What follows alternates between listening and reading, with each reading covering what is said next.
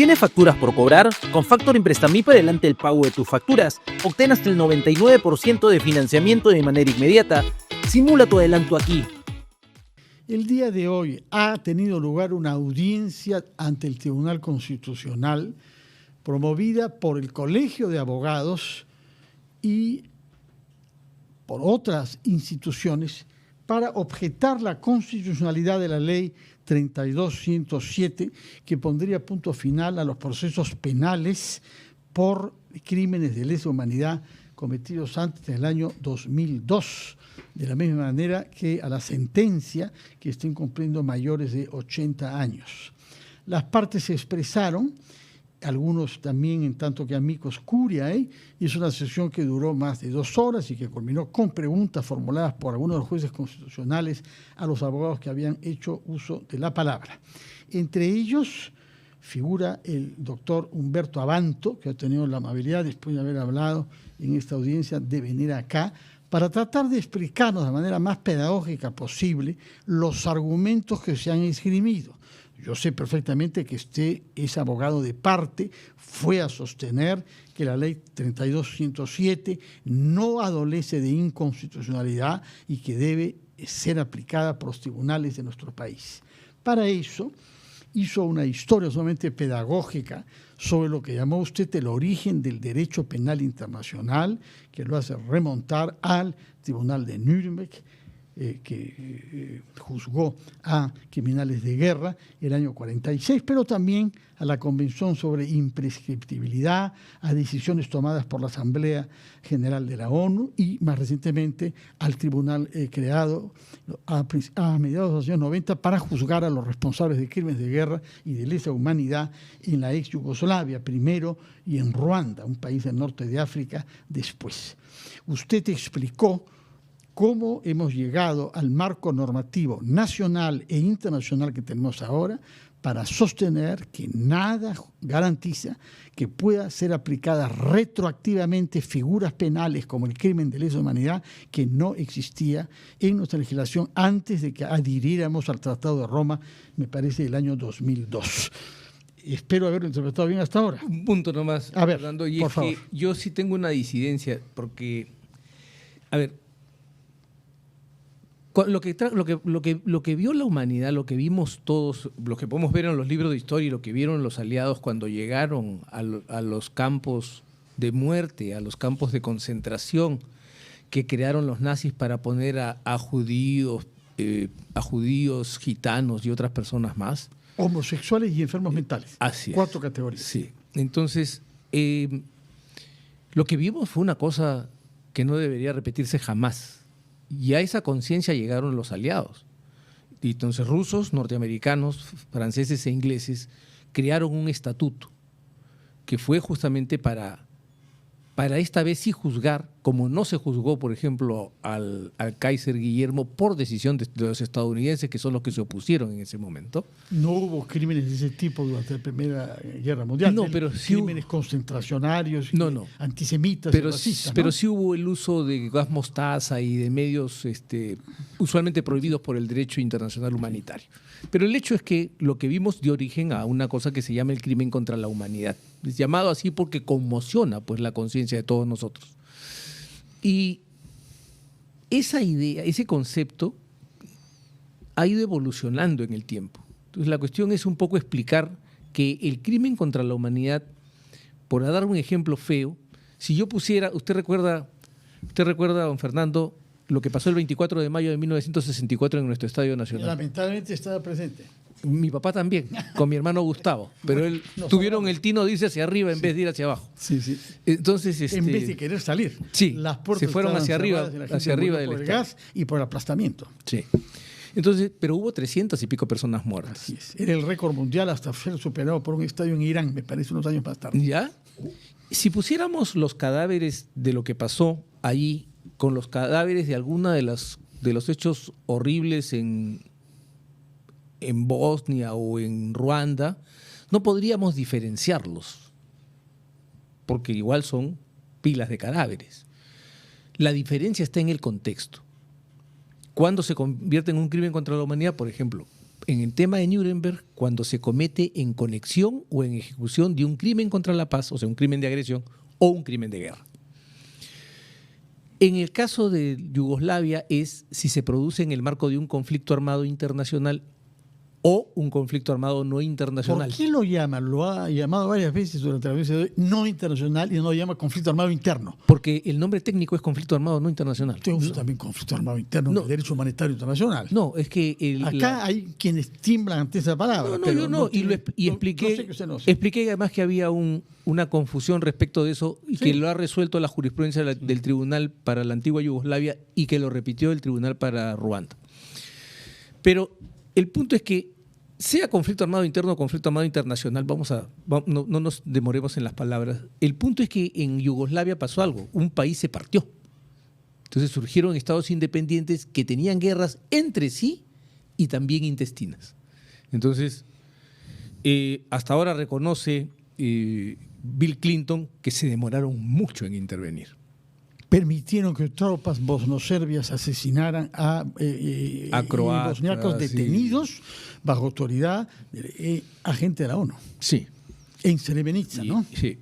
Y entonces, el contexto era ese, que se daban estos crímenes horrendos en ese contexto. En Ruanda fue lo mismo, un ataque sistemático generalizado contra población civil por motivos de discriminación.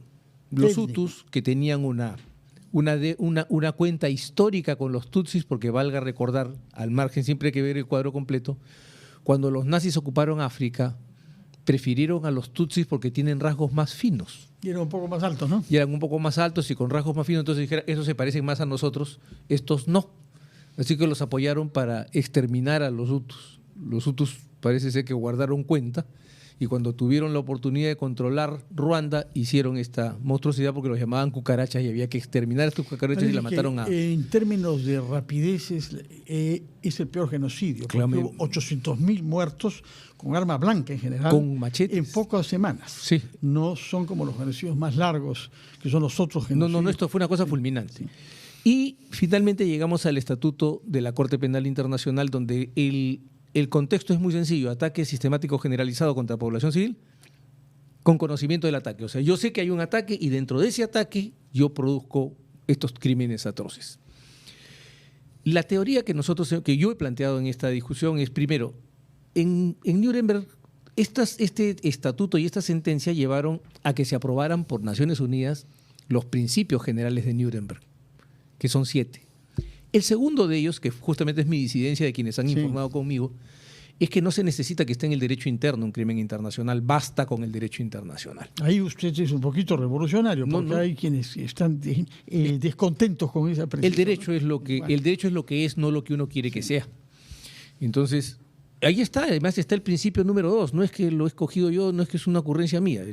La Comisión de Derecho Internacional elaboró los principios, la Asamblea los aprobó y Perú votó a favor de eso. Recuérdenos cómo está formulado ese punto número 2. El número 2 es que las personas son responsables por los crímenes internacionales aunque no estén reconocidos en su derecho interno. Entonces, el derecho, no necesito que el Código Penal establezca el crimen contra la humanidad, siempre que encaje con la descripción de Nuremberg. Lo que yo sostengo es que, guste o no guste, y aquí voy a hacer un apunte, la sentencia del Tribunal de Nuremberg marca esta diferencia, porque hay crímenes que se producen del 1 de septiembre de 1939 en adelante De la guerra, durante la guerra, ¿no? y antes del 1 de septiembre. Sí. El tribunal dice, como yo he citado textualmente de la sentencia, estos crímenes que se dieron antes de la guerra, como el fiscal Jackson no ha probado que estaban en relación o en ejecución con un crimen de agresión o un crimen de guerra, no los podemos declarar crímenes contra la humanidad, por horribles y crueles que sean.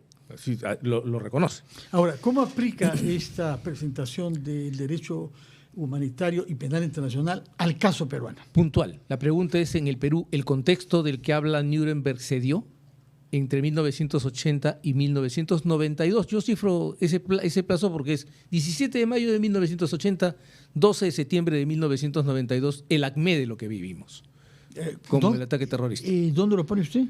Entre el 17 de mayo de 1980 y el 12 de septiembre de 1992. Ya 12 años ya. En ese lapso, ¿cuál era la norma internacional vigente? La de Nuremberg, porque no se había producido ni la antigua Yugoslavia ni Ruanda. Yugoslavia comenzó en 91, ¿no? Pero no había No, pero me refiero que tribunales. no había Sí. estatuto. Sí. El derecho penal internacional cambia con Yugoslavia y después con Ruanda. Es con Ruanda donde aparece, por ejemplo, el concepto de sistemático generalizado. Antes no está. Antes se pedía plan común, que hubiera un plan estatal. ¿Y cómo quedaría definido el crimen que se cometió en la comunidad ayacuchana de Putis, donde, lamentablemente hay que decirlo, personas de nuestra Fuerza Armada asesinaron en una piscigranja a toda la comunidad, a 120 personas que incluían niños y ancianos? No, eso incluye. ¿Cómo califica usted ese crimen? Es un crimen atroz. No tengo ninguna duda de que es un crimen ¿Qué atroz. más? Fuera Yo, o sea, de ser yo no- atroz, técnicamente, ¿qué más se puede pero es decir? que lamentablemente es un crimen común. Porque no es un crimen contra la humanidad. O sea, ahí usamos el concepto del Tribunal de Nuremberg. ¿Por Por qué no es? horrendo Porque y cruel no que hay sea. retroactividad. Porque no hay retroactividad y porque no se da el contexto. No porque no hay retroactividad, sino porque no se da el contexto. El Perú, ese crimen no fue cometido en conexión con un crimen contra la paz o en ejecución de un crimen de guerra. Porque guerra entendida como conflicto internacional en ese Y momento. usted también precisa mucho que no hubo guerra, pese a que acá hay una tendencia en ciertos sectores a hablar de una guerra interna. Eso ¿no? es un error. Que no existe la guerra interna por definición, la guerra es entre estados. No, pero además yo lo rechazo por una razón sencilla, porque el protocolo segundo adicional a las convenciones de Ginebra de 1949, que completa el artículo 3 común, dice que bandolerismo, insurrecciones de corta duración y baja organización y terrorismo, conforme a la interpretación del Tribunal para la antigua Yugoslavia, no configuran conflicto armado interno, están fuera del derecho internacional humanitario. Entonces, yo me guío por la jurisprudencia, porque hubo uno de los magistrados dijo, el doctor Abanto ha dado su opinión, yo no he dado mi opinión en ningún momento. Yo he presentado las declaraciones del Tribunal de Nuremberg, de la Comisión de Derecho Internacional, de la Asamblea General de Naciones Unidas, las sentencias del Tribunal de Yugoslavia, Ruanda y las sentencias de la Corte Penal Internacional. O sea, yo no me permito dar mis opiniones porque esto es un tema muy especializado. De acuerdo. Sin embargo, ha dado muestras de un conocimiento de temas especializados en la materia. Su colega Carlos Caro, que intervino al final a título de amicus curiae, sostuvo que en efecto la ley impedía continuar con los procesos penales. Creo que son alrededor de 800 casos, el número que no... 817 personas no está procesadas en definido 47 del todo. casos. Ahí ha faltado dato del Ministerio Público. Algunos de ellos se hallan en investigación preventiva, otros en fase intermedia y 2 solamente en juicio oral. Pero fíjese, ahí hay un error. El Ministerio Es Público lo que debería dijo ser... la presidenta Sí, pero Pacheco, ¿no? es que es el dato que ha dado el Ministerio Público, pero el Ministerio Público ha debido ser más preciso. Porque los casos que vemos de crímenes contra la humanidad se tramitan con el Código de Procedimientos Penales y ahí no hay investigación preliminar, ni formalizada, ni etapa intermedia. Ahí solamente hay instrucción y juicio oral. Entonces debería ser un poco más... Yo repito lo que dijo la sí, le cuento, presidenta para que del tribunal, pero habría que corregirla a ella. No ella. Lo que Yo digo no es hago que... sino repetir lo que he escuchado en la audiencia. Quiero que me explique, Sí. quiero explicarme, don Fernando. No estoy corrigiéndolo a usted ni a ella. Ella estaba dando cuenta de la información que le dio el Ministerio Público, que debería ser más Precisa. preciso en el dato. Ahora, regresemos a Carlos Caro. Me impresionó su intervención al final, porque efectivamente concordó con usted en que no pueden seguir adelante esos procesos penales, pero, dijo, eso no elimina los otros derechos de las víctimas. Sí, claro. Es decir, a saber la verdad, en primer lugar, y en segundo lugar, a ser reparadas. Así es. ¿Cómo se hace eso? ¿Cómo se puede saber la verdad si no hay investigación penal? Hay un problema aquí que creo que le faltó plenitud a la Comisión de la Verdad cuando hizo su informe y presentó sus propuestas. Y quiero ir al ejemplo maravilloso que generó Nelson Mandela con la Comisión de la Verdad en Sudáfrica. En otro contexto cultural, ¿no? No, está bien, donde habían perdones espontáneos en asambleas sociales al margen de toda Es que él lo instancia promovió. judicial, No, sí. es que él lo promovió. Y es un contexto africano, ¿no? Está bien, pero él lo promovió y en África, que es mucho más convulsa que nosotros. Sí. Pero el hecho es que ahí se hicieron hermosos modelos de justicia restaurativa.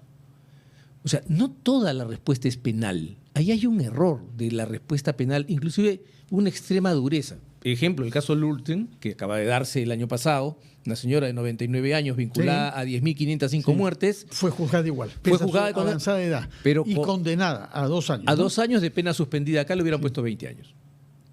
Acá le hubiera no puesto hemos 20 juzgado a años. nadie de 99 años nunca. ¿Cómo que no? A Rivero Valdavellano con 80 años le han puesto 17. Sí, bueno, la señora tenía 99. Por eso, Bueno, pero, o sea, le digo, acá hay mucha era imprudencia. inevitable hacerlo, es mandato imperativo del marco normativo alemán de crímenes cometidos en relación con el eje. Pero a lo que voy es a la humanidad. Sí. No me preocupa que la hayan juzgado. Lo que yo voy es que ellos sí respetan el principio de humanidad de la pena, que nosotros lo estamos perdiendo de vista porque tenemos una pasión carcelera que ha sido exacerbada durante los últimos años. Por el caso Navajato y por la corrupción, reconocerá usted. Antes, no. En realidad comenzó desde el desplome del fujimorismo, ¿no? Donde hubo una pasión también por quién más iba preso. Y todos esperábamos el vídeo siguiente y la prisión siguiente. Ese festejo romano en el que hemos convertido parte de nuestra restauración democrática debería cesar. Yo sí creo que eso tiene que terminar. Bueno, ¿de qué manera este juicio puede ayudar a esos ideales que usted se fija? Ha reconocido, como el doctor Caro, que las víctimas merecen saber claro que la sí, verdad. así es. Si alguien asesina a su padre o al mío, yo no voy a cesar esfuerzos y estaría indignado ante Y ser una ley reparado. que detenga el proceso. Por una parte, saber qué cosa pasó y cómo murió y por qué. Y por otra, naturalmente, ser reparado en los casos numerosos de, por ejemplo, adultos de hoy que no han podido estudiar porque no tuvieron padres, Porque no tuvieron que no han padres. podido salir adelante en la vida. Bueno, Conozco ese drama porque, fíjese, mi abuelo sale tuberculoso del panóptico, que fue apresado por ser aprista. Y la vida de mi padre cambió a los 8 años, que quedó huérfano. O sea, conozco ese drama, soy cercano a ese drama. Entonces, el punto es que justamente necesitamos un esquema de justicia restaurativa que tiene que ser afrontado por el Congreso de la República y por todos nosotros para entender que la respuesta no tiene que ser necesariamente penal. Que esa gente que está esperando justicia necesita saber qué pasó. Y además necesita ser reparada porque proyectos de vida se perdieron. Pero Niños el como mi informe- padre se quedaron huérfanos, el ¿no? informe, lamento mucho lo de su padre y lo de su abuelo, fue un horror lo que se hizo como persecución al áspera durante varias décadas. Pero respecto de la no existencia de una propuesta de justicia restaurativa, no es tan exacto que no haya el tema en el informe de la Comisión de la Verdad. Justamente parte de esto es la edificación de un lugar de la memoria en homenaje a todas las víctimas, civiles, militares y policiales. No, yo estoy de acuerdo, pero eso no es el Eso es proceso. también justicia Pero ese restaurativa. no es el procedimiento de justicia restaurativa del que yo estoy hablando, en el que ambas partes desarrollan un proceso que no tiene como finalidad el encarcelamiento de nadie, sino la curación de las Que heridas. nos terminen hemos provocado. abrazándose en asambleas comunales. Era difícil imaginarlo en el Perú. No hemos querido hacerlo porque lo convertimos, como siempre lo hacemos desde el comienzo de nuestra historia de la República, en un asunto de capituleros. Bueno, entonces explíquenos cómo las víctimas, porque yo creo que hay una información insuficiente sobre esto, y usted puede contribuir habiendo participado en esta audiencia y habiendo estudiado la ley 32.107 con detención.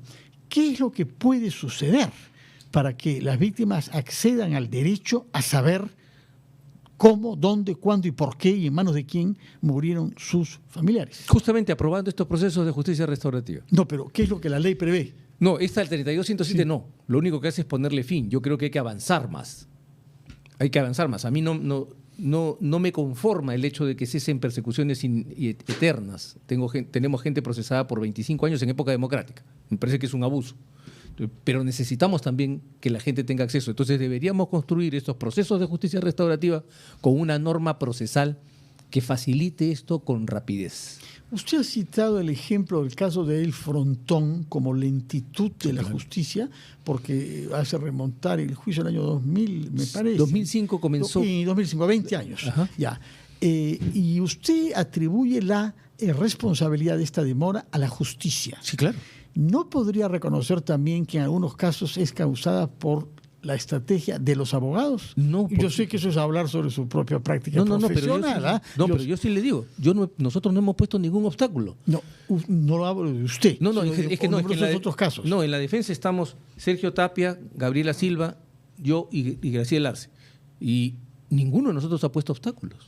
No, pero no le hablo sobre el caso específico, No, hablo suyo, en el caso sino Frontón. sobre los otros casos en general, Ah. porque hay quienes se dicen escandalizados de la demora enorme, sí, pero la demora comenzó por los tribunales militares Ya, pero- que juzgaron estos casos bajo Fujimori Bueno, pero y eso- que dieron por resuelto el problema y que hubo que anular Ya, todos pero esos eso ocurrió casos, sí. hasta el, Sí. hasta el 22 de noviembre del 2000 tenemos una historia, pero de ahí en adelante tenemos una responsabilidad. Y esa responsabilidad no se ha cumplido. Me pasó también con el caso Rodrigo Franco, que se quebró y se volvió a marchar. Murió Agustín Mantilla y el caso no terminó. Entonces, sí creo que hay una responsabilidad de parte del Poder Judicial en ese aspecto. ¿Por qué? ¿Cuál es la causa Porque de esta se quiebran demora? los juicios, de repente. ¿Por qué? Porque por hay las provisionalidades. De repente el juez es regresado a su corte, no puede seguir conociendo, entonces ya se produjo un cambio y solo se pueden producir 2 máximo. Y de repente uno, nos pasó por ejemplo en el caso Rodrigo Franco, la doctora Vidal tuvo un proceso asmático terrible cuando ya se había producido un cambio. Se quebró. Y en el caso del Frontón, se había producido un cambio y suspenden, irreflexivamente suspenden a uno de los jueces superiores. Se quiebra el juicio.